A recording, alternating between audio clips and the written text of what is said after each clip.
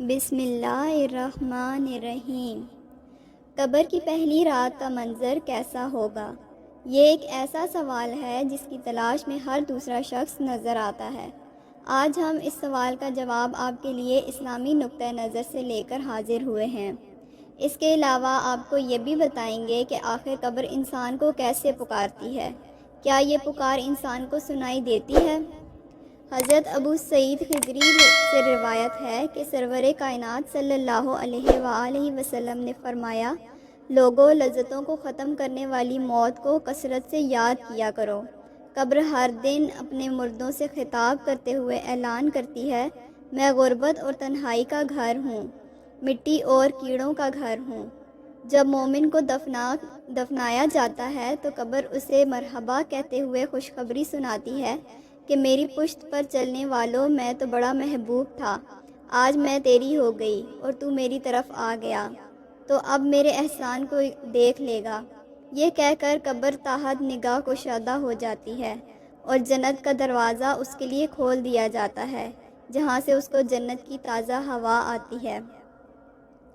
حضرت ابو ہریرہ رضی اللہ تعالیٰ عنہ کا بیان ہے کہ رسول اللہ صلی اللہ علیہ وآلہ وسلم ایک جنازے میں شریک ہوئے، پھر فرمایا، میں بھی آپ صلی اللہ علیہ وآلہ وسلم کے ہمراہ تھا۔ آپ صلی اللہ علیہ وآلہ وسلم ایک قبر کے پاس بیٹھ گئے اور فرمایا، یہ قبر ہر دن بآواز بلند کہتی ہے، اے آدم کی اولاد، تو کیوں مجھے بھول گیا؟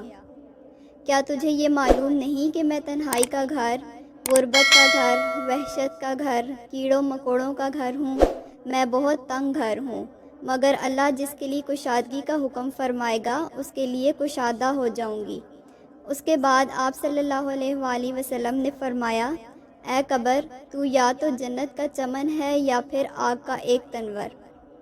حضرت ابو حجاج رضی اللہ تعالیٰ عنہ سے روایت ہے کہ رحمت عالم صلی اللہ علیہ وآلہ وسلم نے فرمایا، مردہ جب قبر میں رکھا جاتا ہے تو قبر اس کو کہتی ہے، اے ابن آدم، تو ہلاک ہوا، تجھے کس چیز نے مجھ سے دھوکے میں رکھا؟ کیا تجھے معلوم نہ تھا کہ میں فتنہ، تاریکی اور کیڑوں مکوڑوں کا گھر ہوں؟ تجھے کس چیز نے مجھ سے بہکا کر نڈر کر دیا اور تو میری پشت پر خوب اکڑ کر چلتا تھا؟ اگر وہ مردہ نیک ہوتا ہے تو اس کی طرف سے قبر کو جواب دینے والی جواب دیتے ہیں، اے قبر، تو دیکھ تو صحیح اس کے اعمال کیسے ہیں، یہ اچھائی اختیار کرتا تھا اور برائی سے باز رہتا تھا۔ یہ سن کر قبر کہتی ہے، بے شک یہ نیک تھا، اب میں اس کے لیے سرسبز ہو جاتی ہوں۔ مردے کا جسم اس وقت منور ہو جاتا ہے اور اس کی روح اللہ تعالیٰ کی طرف بھیج دی جاتی ہے۔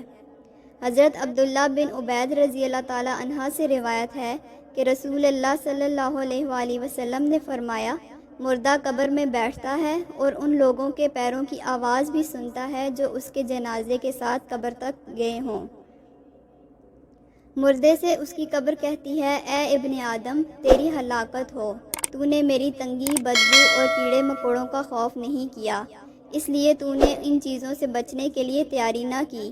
بدعمال مردے سے قبر کہتی ہے، تجھے میری تاریکی، میری وحشت، میری تنہائی اور تنگی اور میرا غم یاد نہیں رہا۔ اس کے بعد قبر اس کو جکڑ دیتی ہے، جس کے بعد اس کی پسلیوں کی ہڈیاں ایک دوسرے سے پیوست ہو جاتی ہیں، جبکہ نیک بندے کے لیے قبر کشادہ کر دی جاتی ہے اور اس کی دائیں طرف ایک کھڑکی کھول دی جاتی ہے جہاں سے اس کو جنت کی ہوا آتی ہے۔